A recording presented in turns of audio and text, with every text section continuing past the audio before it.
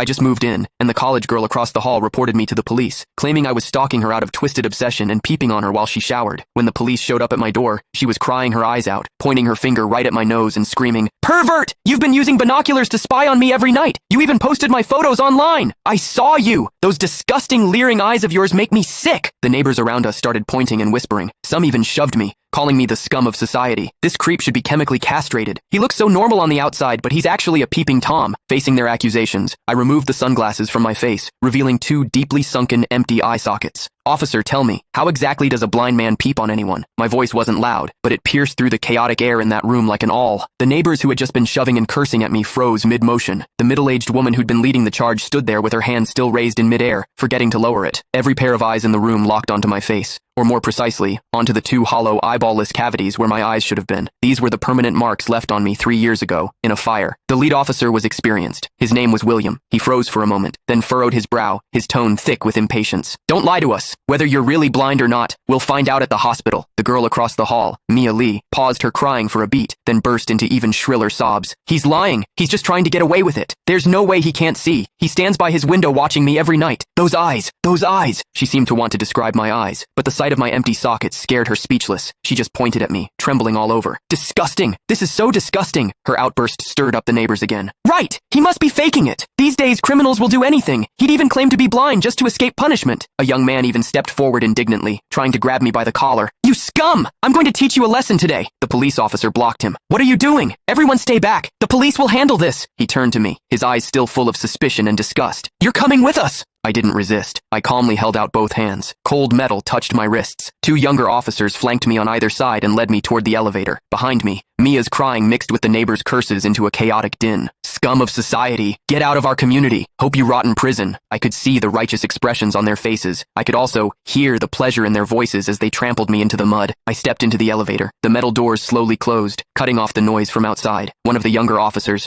probably new to the job, couldn't help but ask me quietly, Are you really blind?" I tugged at the corner of my mouth but didn't answer. The other officer patted his shoulder, signaling him to keep quiet. But I knew that in their minds, the scales had already tipped completely in favor of that tearful young girl. After all, it was a young, pretty, pitiful college student on one side, and on the other, a suspicious man living alone, wearing sunglasses. In their eyes, it was crystal clear who was the victim and who was the perpetrator. What they didn't know was this. Sometimes, what the eyes see is the biggest lie of all. And I, a blind man, had seen something that none of them had. For instance, when Mia accused me, her heartbeat was steady, without a single ripple of genuine emotion. The interrogation room at the police station was harshly lit by fluorescent lights, and the air smelled faintly of mildew. I sat on a cold metal chair. Across from me were William and a female officer. Click the link in my bio to get the full story for free.